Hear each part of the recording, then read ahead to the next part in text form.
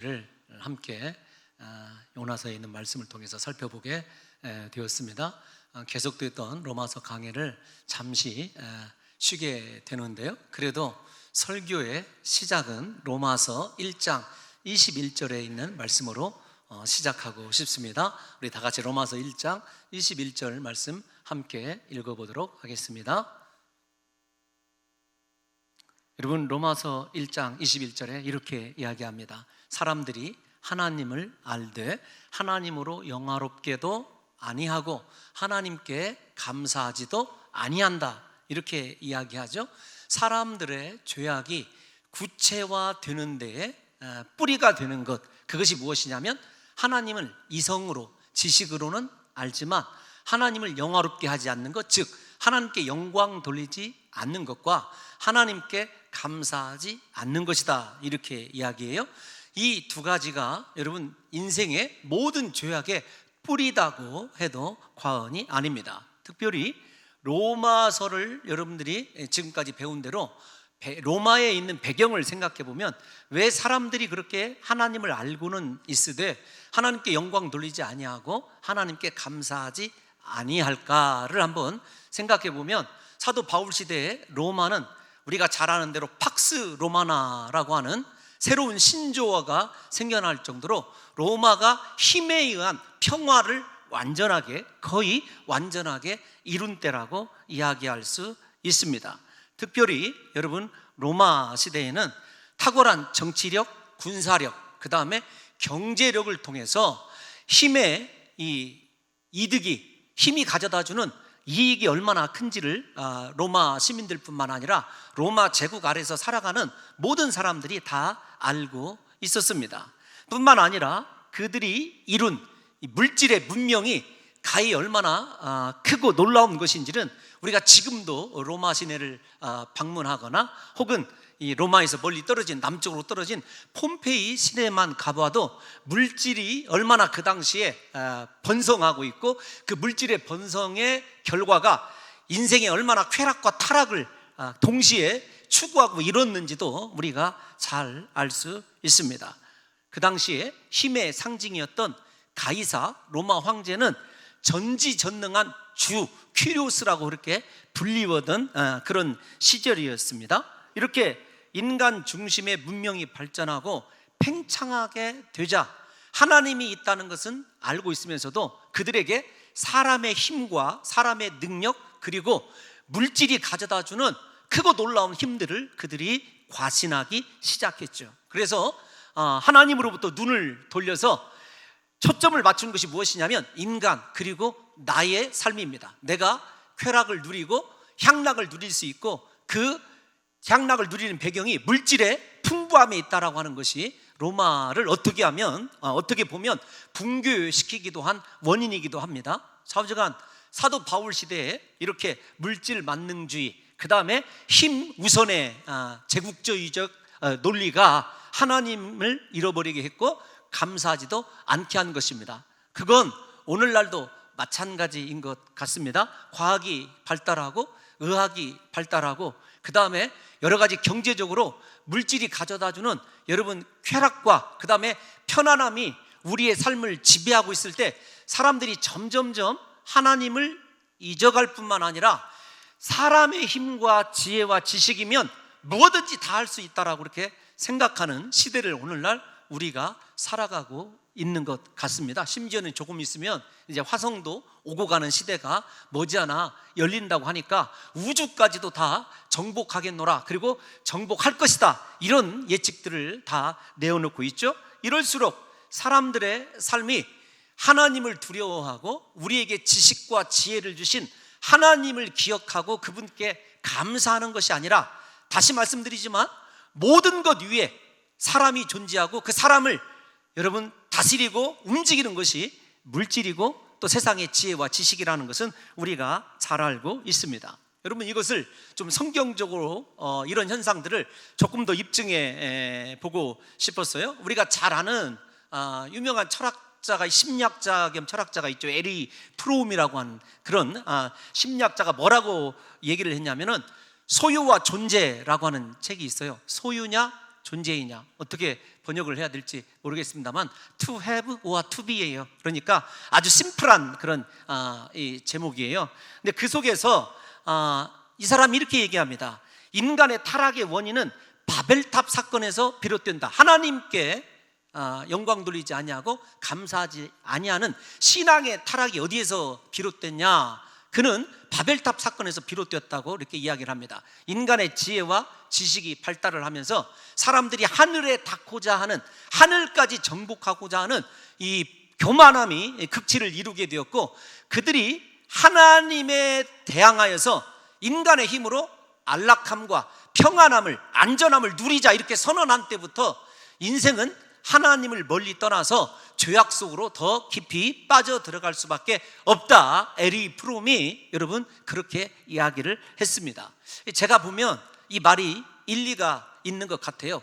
사도 바울이 이야기했던 로마 시대나 여러분 뭐 창세기 시대나 오늘날 시대, 사람이 무엇이든지 할 수 있다. 특별히 사람 가운데서 돈이면 무엇이든지 된다라고 하는 사고가 팽배해 있을 때 우리는 하나님을 알기는 알되 여러분 하나님께 영광 돌리는 삶, 그 다음에 감사하는 삶을 살아갈 수 없다는 거죠.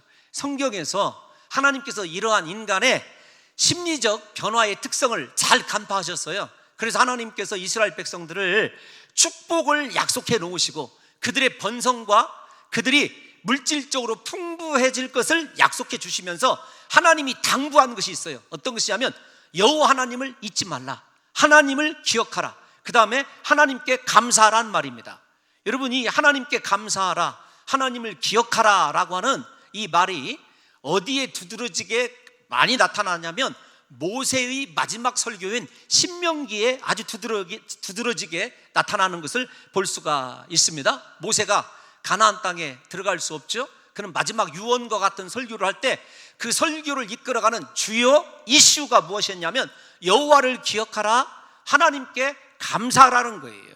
여러분 우선 많이 나타나지만 신명기 8장 18절 말씀만 좀 여러분들에게 읽어드리고 싶습니다. 시작. 내 하나님 여호와를 기억하라. 그가 내게 재물 얻을 능력을 주셨습니다. 이같이 하심은 내 조상들에게 맹세하신 언약을 오늘과 같이 이루려 하심이라. 하나님을 기억하라는 거예요. 이렇게 물질 문명을 이루고 살아갈 수 있도록 허락하신 분이 누구시냐면 하나님이라는 것입니다. 사람이 아니에요. 자기 자신이 잘 될수록, 인생이 풍요로워질수록 하나님을 기억할 수 있는 사람이 진짜 신명기뿐만 아니라 성경에서 얘기하는 복 있는 사람이라고 저는 그렇게 이야기를 하고 싶습니다. 여호와를 기억하라는 말과 더불어 하나님께서 이스라엘 백성들에게 감사하라고 하는 명령을 얼마나 많이 했는지 몰라요.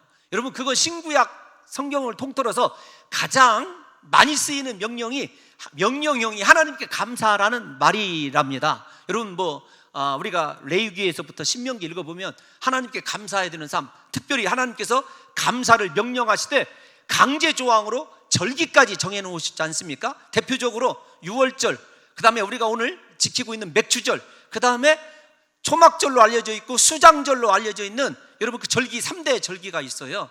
그 3대 절기를 통해서 하나님께서 이스라엘의 모든 성인 남자들은 강제적으로 올라와서 하나님께 예물을 드리며 경배하고 감사하라. 이게 하나님이 정하신 명령입니다. 감사에 대한 명령이 여러분 구약의 전유물이냐? 그렇지 않죠. 우리가 신약에 거의 암송하는 말씀 있지 않습니까? 제가 항상 그러면 여러분들은 외치셔야 돼요. 시작. 항상 쉬지 말고 범사에, 그 다음에 그걸로 끝입니까? 이는 그리스도 예수 안에서 너희를 향하신 하나님의 뜻이니라. 여러분 우리가 다 하나님께서 감사를 그렇게 명령하고 있다는 거죠. 왜 하나님이 그렇게 여호와를 기억하고 감사라고 그랬는가? 여러분 우리 인생들에게 쥐어짜기 위해서느냐? 그런 것 아닙니다.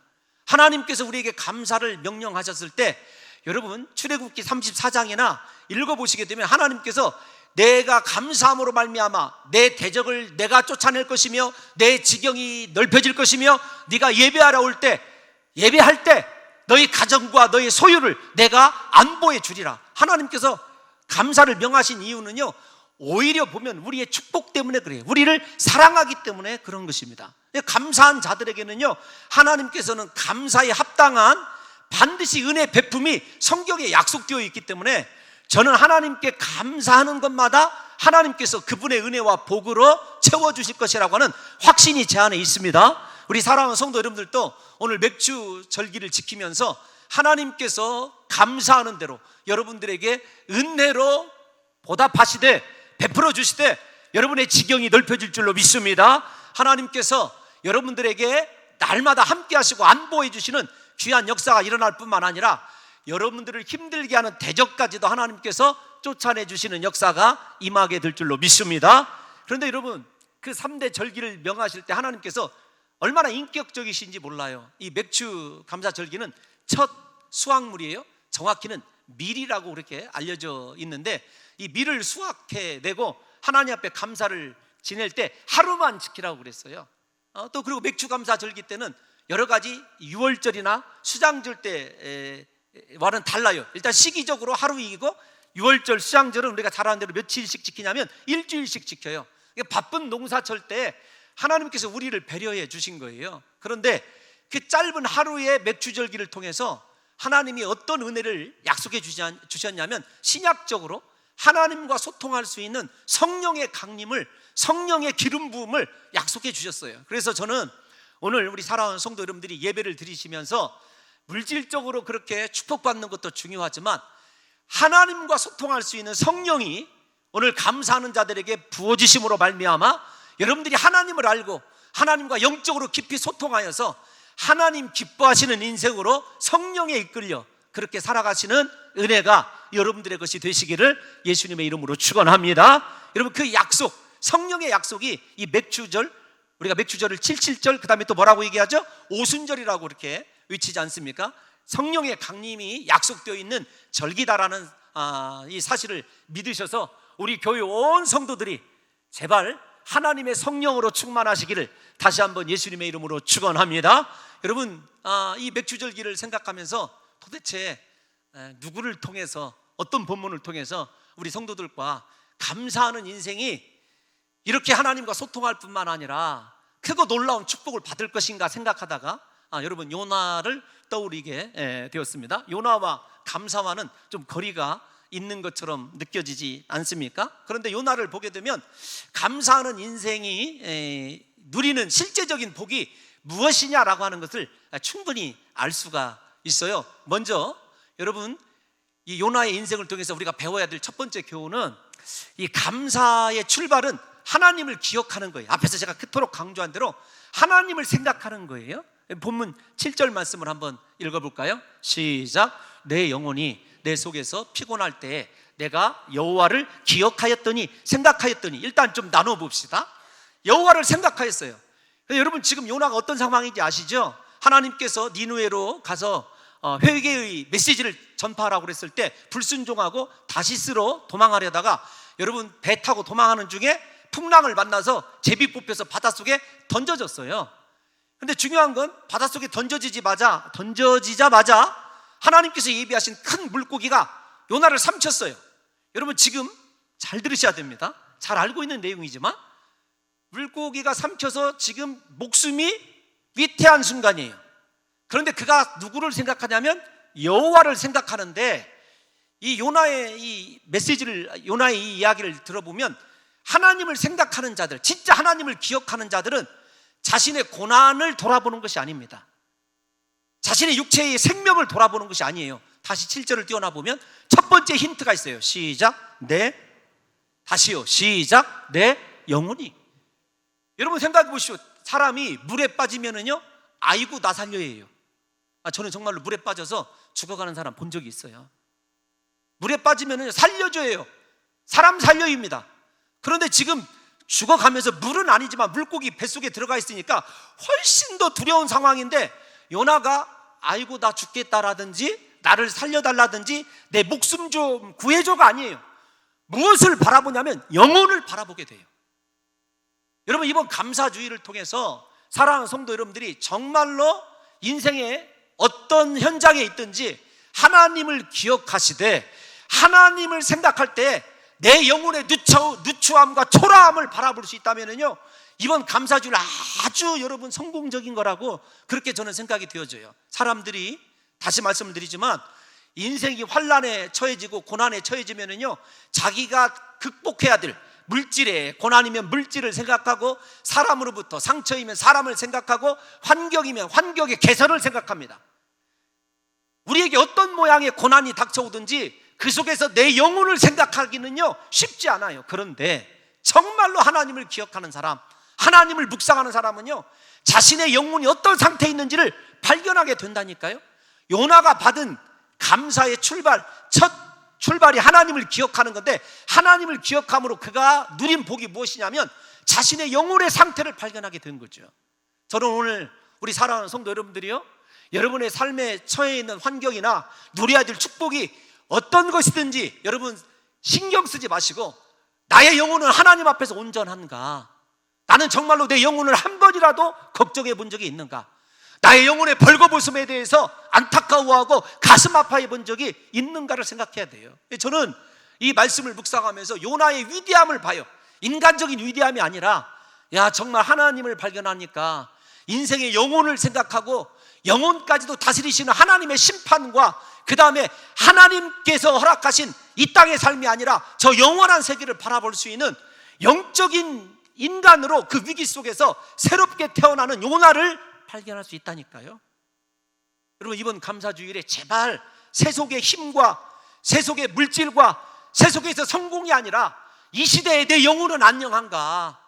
이 시대에 내 영혼은 정말로 하나님을 찾고 하나님을 기억하고 하나님을 생각하고 있는가? 여러분, 이런 영적인 각성이 좀 일어나는 귀한 감사주일 되시기를 예수님의 이름으로 축원합니다. 여러분, 그런데 그런 와중에서 하나님을 생각하고 요나가 여러분 깨달은 것이 어떤 것이냐면 하나님에 대한 기도예요. 그런데 기도하게 된 계기가 어떤 것이냐라고 한다면, 그가 7절 다시 띄워놔 주십시오. 내 영혼이 내 속에서 피곤할 때, 여러분 피곤하다라고 하는 저 단어는 히브리어 아프타라고 하는 단어인데 어떤 뜻이냐면 죽은 사람에게 수의를 입혀놓은 상태예요.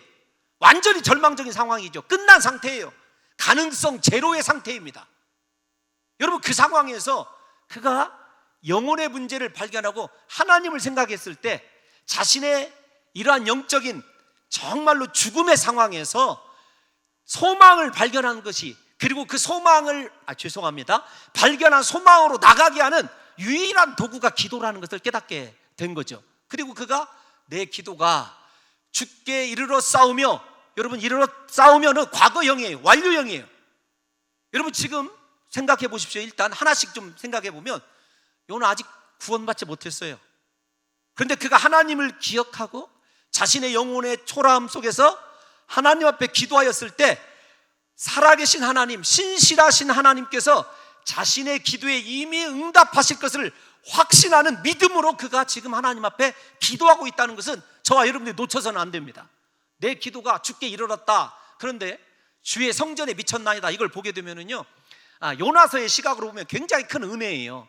왜 그런가 하면은 여러분 주의 성전에 미쳤다라고 하는 이 단어를 좀 찾아보면 굉장히 이 중요한 단어인데, 제가 좀 여러분들에게 헤칼 쿠드세카 이런 단어예요. 뭐 굳이 읽어드릴 필요는 없지만 하나님의 지극히 높은 성소, 그런 뜻입니다.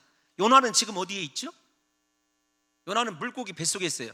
여러분 요나서를 하나의 드라마로 파노라마처럼 한번 읽어보십시오. 그럼 요나는 여러분 잘 아시는 대로 하나님께서 말씀하셔서 너 니느웨로 가라니까 도망갑니다. 어디로 내려가냐면 요바로 내려가요. 배를 타고 갑니다. 배 밑창으로 내려갑니다. 물속으로 내려갑니다. 그다음에 물속에 있는 큰 물고기 뱃속으로 내려갑니다. 요나서를 읽어보면은요, 하나님의 말씀에 순종할 때까지 요나는 더 이상 낮아질 데가 없을 때까지 내려가는 인생이었어요. 더 이상 내려갈 곳이 없는, 한마디로 얘기하면 요즘 아이들이 많이 쓰는 막장이죠. 마지막, 여러분 더 이상 내려갈 곳이 없는 그곳에 도착했을 때 자신의 영혼의 실상을 발견하고 하나님을 발견한 거예요. 그리고 그가 꺼내든 히든 카드가 기도였어요. 그런데 성경을 보면 자기는 그렇게 인생 최고의 밑바닥에 있는데 하나님을 하늘 지극히 높은 성소에 있어요. 하나님과 요나의 거리가 공간적으로 얼마나 멀리 떨어져 있는가라고 하는 것을 히브리어가 이렇게 문학적으로 기법으로 우리에게 알려주고 있어요. 그런데 중요한 건 그렇게 거리가 멀리 떨어져 있는 것 같은 그 기법 속에서도 하나님이 그렇게 낮은 데에 있는 요나를 바라보고 있을 뿐만 아니라 요나는 그렇게 낮은 자리에서 높은 지성소에 계신 하나님께 자신의 실상은 올라갈 수 없지만 내 기도는 하나님의 성소에 지금 완전히 도착해 있고 하나님의 성전에 완전히 도달해 있다는 거예요. 여러분, 이것이 요나의 하나님을 향한 확신인 것을 저와 여러분들이 일단 눈여겨보셔야 된다는 것입니다. 사랑하는 성도 여러분, 저와 여러분들의 인생의 상태가 이럴 때가 있어요. 정말로 더 이상 내려갈 곳이 없이 힘들 때가 있어요. 그러나 요나처럼 여호와를 생각하고 기도할 수 있으면은요, 인생의 대반전이 일어난다는 건 저와 여러분들이 잘 알고 있는 사실 아닙니까? 먼저 하나님을 기억하고 생각하는 사람 누구인지 저와 여러분들이 다 아는 사람이지만 한번 1차적으로 일단 예를 들어드리면 다윗을 생각해 봅시다. 시편 23편은 저와 여러분들이 아시는 대로 다윗이 인생 최고의 고통의 순간에 쓰여져 있는 시라고 알려져 있어요. 아들 압살롬에게, 대표적으로 압살롬이라고 60% 정도 신학자들이 동의를 하니까, 압살롬에게 쫓길 때 그가 누구를 기억하냐면 목자 되신 여호와 하나님을 기억합니다. 신발도 신지 못하고 발도 벗은 채 요단 나루턱을 건너면서 울면서 티끌을 뿔리며, 여러분, 그렇게 도망하던 다윗이 누구를 기억하냐면 자신의 목자 되신 하나님을 기억해요. 그러면서 뭐라고 고백합니까? 여호와는 나의 목자시니 내가 부족함이 없으리로다. 여러분, 이렇게 고백하는 다윗을 생각해 보십시오. 절망의 순간이지만 하나님을 생각하고 목자 되신 하나님을 신뢰하는 다윗에게는요, 여러분, 그에게 무엇이 유일한 위로의 수단이냐, 소망이냐면 하나님이 유일한 여러분 소망이라는 것을 저와 여러분들이 발견할 수 있는 것 아닙니까? 얼마나 그의 고통이 극심한지 뭐라고 얘기하냐면 이렇게 얘기하죠. 사망의 음침한 골짜기로 다닐지라도, 내가 사망의 음침한 골짜기로 다닐지라도 해를 두려워하지 않을 것은 주께서 나와 함께 하심이라. 주의 지팡이와 막대기가 나를 안위하심이니이다. 여러분, 우리가 다 암송하는 거 아니에요? 죽음의 골짜기를 지금 그가 지나가고 있어요. 그런데 하나님을 기억해요. 더 중요한 것은 2절 말씀이에요. 다윗도 똑같이 자신의 육신의 상황을 고백하고 있는지 영을 고백하고 있는지 2절과 3절 한번 띄워놔 주십시오. 죄송합니다. 3절 시작. 잠깐만요. 아니, 다윗이나 요나나 인생 막다른 골목에서 생각하는 것이 육신의 생명, 육신의 고난, 그것이 아니었어요. 하나님 앞에 영혼의 문제였어요.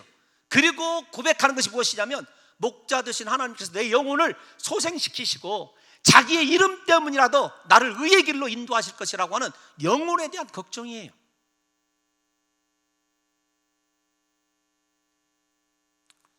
사랑하는 성도 여러분, 진정한 신앙의 사람은 요나나 다윗처럼 아무리 절망적인 상황에 처해 있다 할지라도 전능하신 하나님을 기억하고 하나님 앞에서 자신의 영혼의 실상을 발견한 이후에 그곳에서 주저앉는 것이 아니라 그래도 나의 영혼을 지켜보시고 소생시키실 하나님을 향하여 무릎으로 기도로 나간다는 거죠. 그래서 제가 여러분, 감사가 우리 삶의 실제가 되게 하는 것이 기도다. 요나를 통해서, 다윗을 통해서 보면 어떤 상황 속에서도 하나님 앞에 감사로 기도하는 사람들은요, 반드시 기적을 체험하게 되어 있습니다. 여러분, 이번 감사절기에 요나에게서 배워야 될 것이 여러분 그것이라는 거예요. 다시 말씀을 드리지만 요나는요, 하나님께서 자신의 기도를 거절할 것이라 단 1%도 의심하지 않아요. 두 번의 과거 완료를 통해서 하나님이 내 기도를 분명히 들어주셨고 내 기도가 하늘 성소에 이르르고 있다. 여러분, 이게 요나의 확신 아니었습니까? 그러면서 요나가 뭐라고 얘기했냐면 죄송합니다. 다시 9절 말씀, 9절로 한번 가볼게요. 미리 좀 왔다 갔다 해서 죄송해요. 9절 한번 봅시다. 시작. 나는 감사하는 목소리로 주께 제사를 드리며 나의 서원을 주께 갚겠나이다. 구원은 여호와께 속하였나이다. 여러분 보십시오. 그는 하나님께 감사하고 있지 않습니까? 감사하고 있어요. 감사의 찬송으로 하나님께 제사를 드렸어요. 앞에서 말씀드린 대로 아직도 그는 구원받지 못한 상황이에요. 그러나 하나님에 대한 확신을 가지고 기도하되 기도의 내용이 뭐냐? 감사였습니다. 믿음의 사람들만이 할 수 있는 것 아니겠습니까? 그런데 여러분, 이 기도가 예수 그리스도의 기도와 비슷하다고 생각해 본 적 없으세요?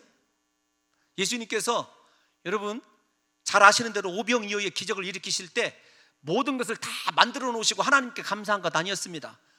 물고기 2마리와 보리떡 5개 손에 올려놓으시고 하늘을 향하여 Give thanks, 성경에 보면 하나님께 감사하였더니 그렇게 나와 있어요.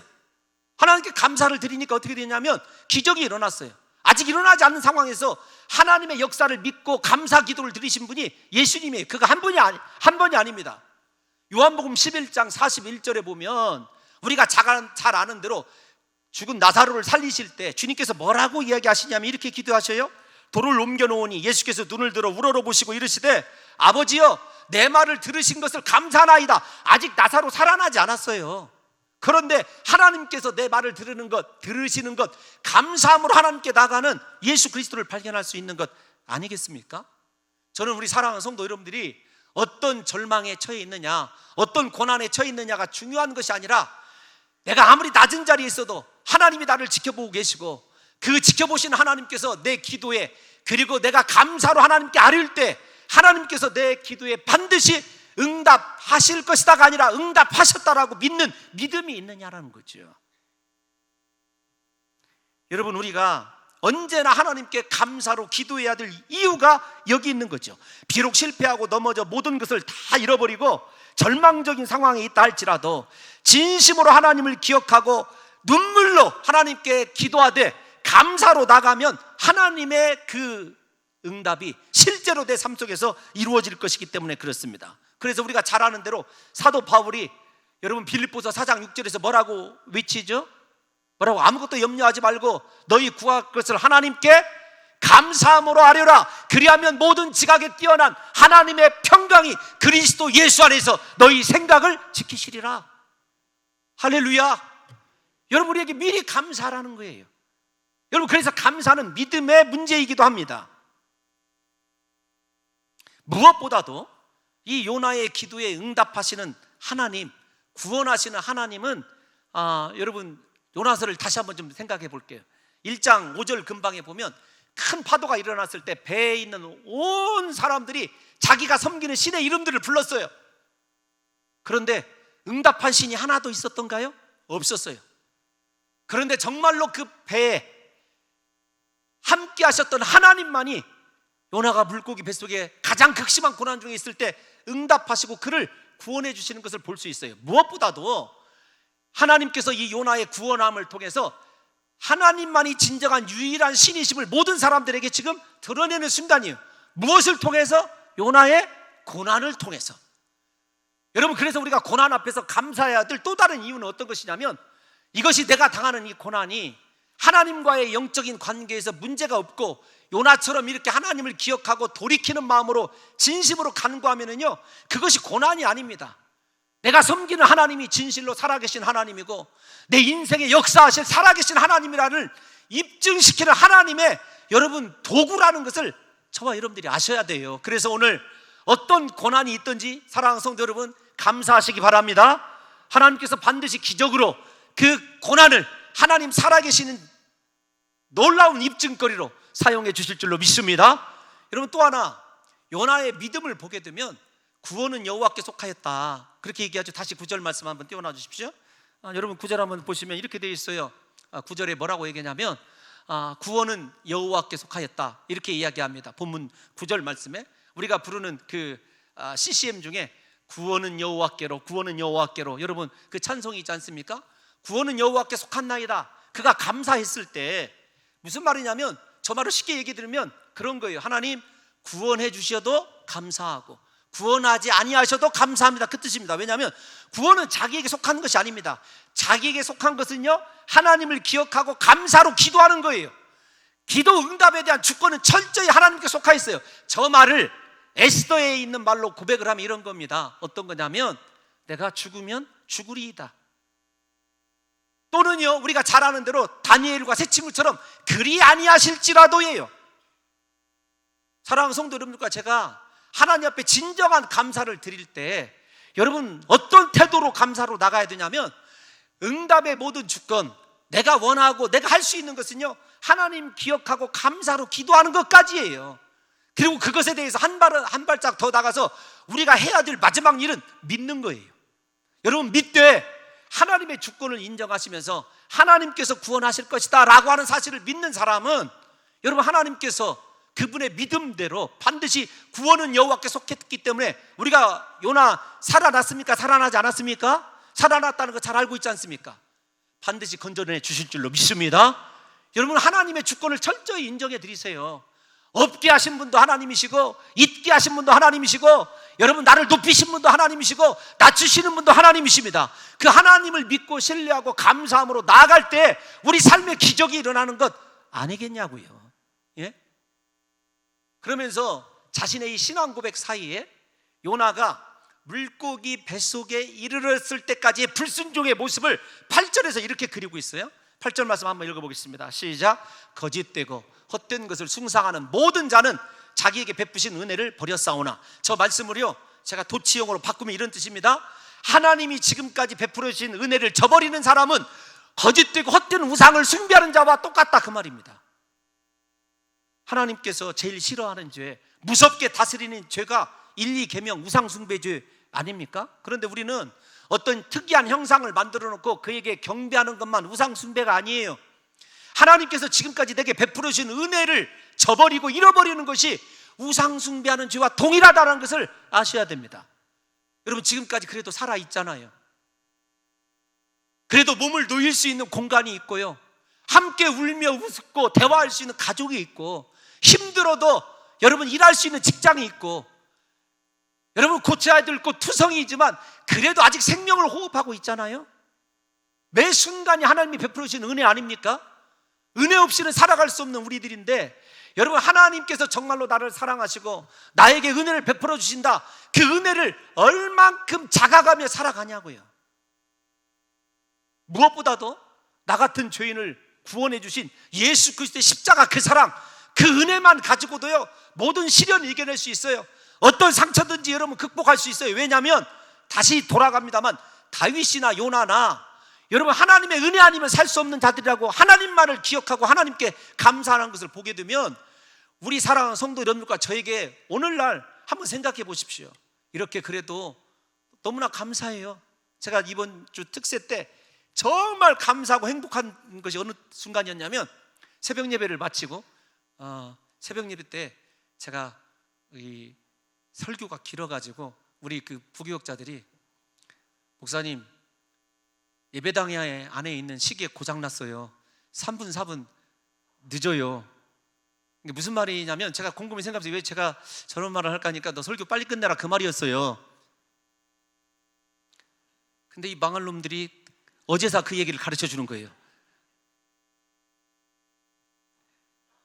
어느 때 가장 행복했냐면, 저기 보면 창이 보이죠? 9개의 창이 있어요. 제가 이 9개의 창이 무엇을 상징하냐 이렇게 물어보냐면, 성령의 9가지 열매를 상징해서, 여러분 저렇게 새벽 예배 마치고 이렇게 불이 다 꺼지면서 주여 3번 부르고 기도하러 나갈 때, 저 9개 창 사이로 빛이 들어올 때, 햇볕이, 어두움이 끝나가고 햇볕이 들어올 때, 주님 너무 행복합니다.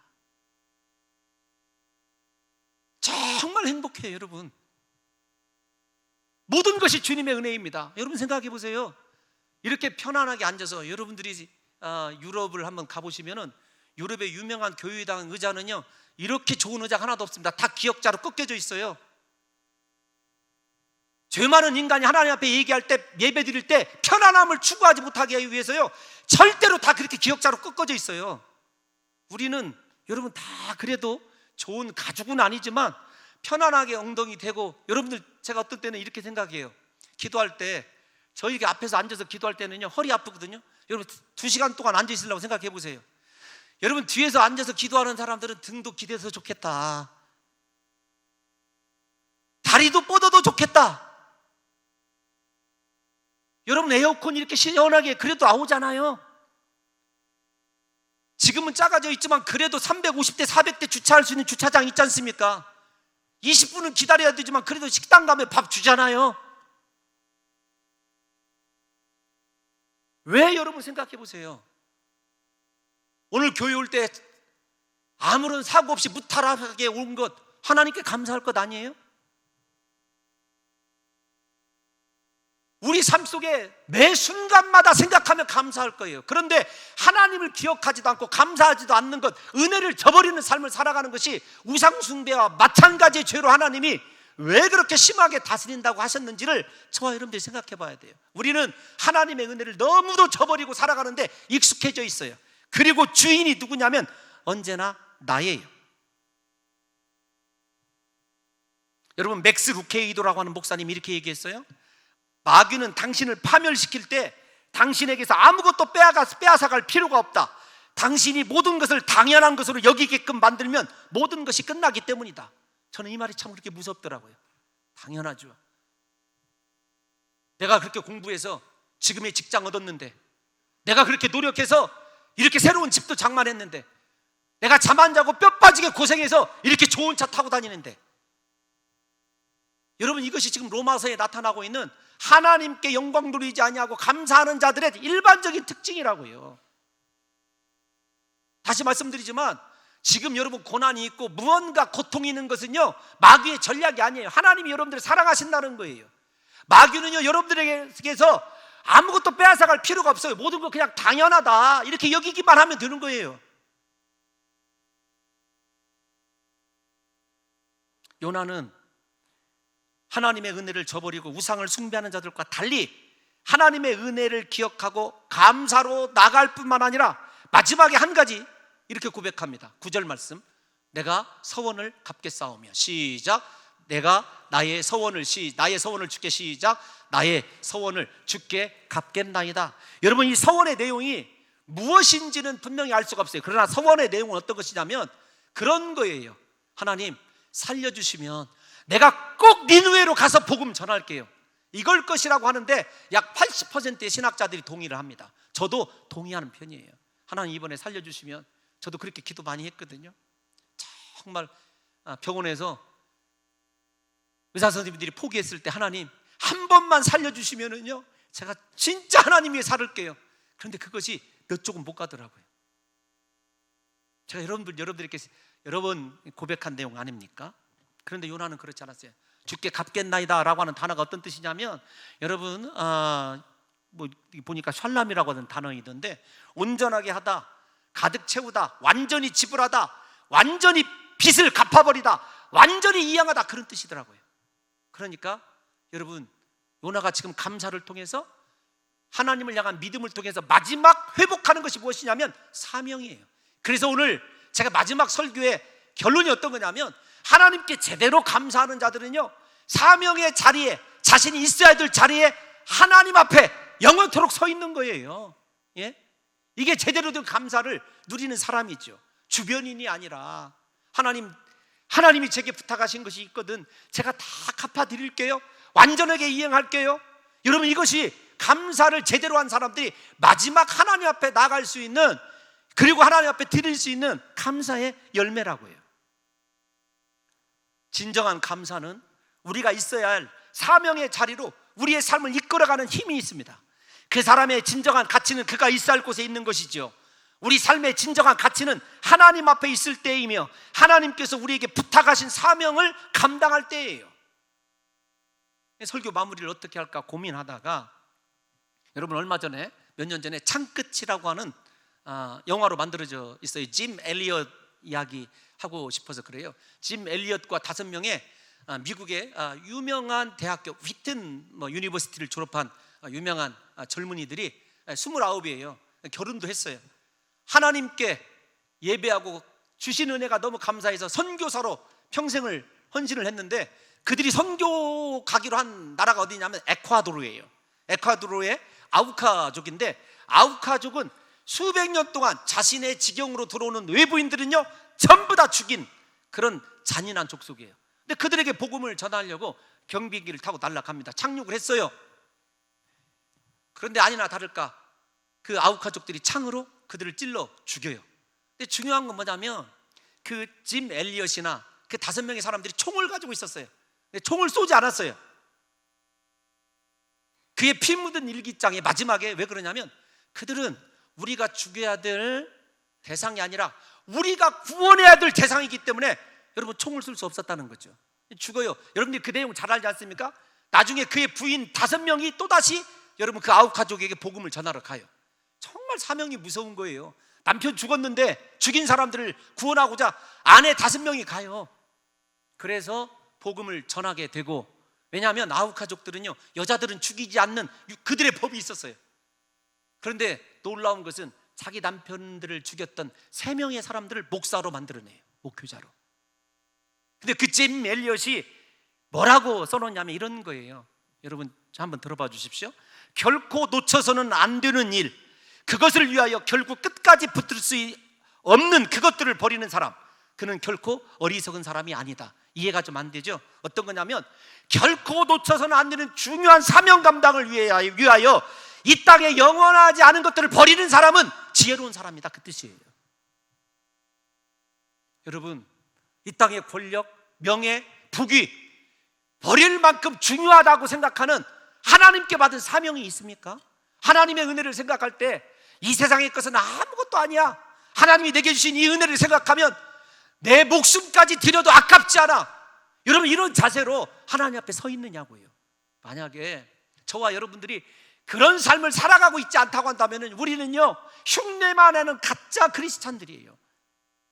오늘 맥주감사절기를 통해서 저는 우리 사랑하는 성도 여러분들에게 다른 것이 회복되는 것이 아니라 나 같은 죄인을 구원하신 예수 그리스도의 십자가 대속의 은혜가 회복이 되어서 은혜를 저버리는 것이 아니라, 하나님 내가 주님을 위해서라고 한다면은요, 주님이 주신 내 사명 결코 버려서는 안 되는 그 일을 위해서 세상에 불타 없어질 것들 다 버리고 주님 말씀 따라 가겠나이다.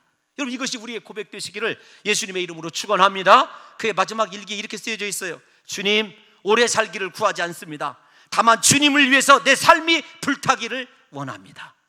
부디 우리 사랑하는 봉동 중앙교회 성도들이 이번 절기를 통해서 이 사명이 회복되어 하나님 앞에 제대로 된 감사를 드린 자라고 하는 여러분 삶의 증거가 다른 것이 아니라 사명의 자리에 다시 섬으로 하나님께 영광 돌리시는 역사가 있으시기를 예수님의 이름으로 축원합니다. 우리 모두 다 자리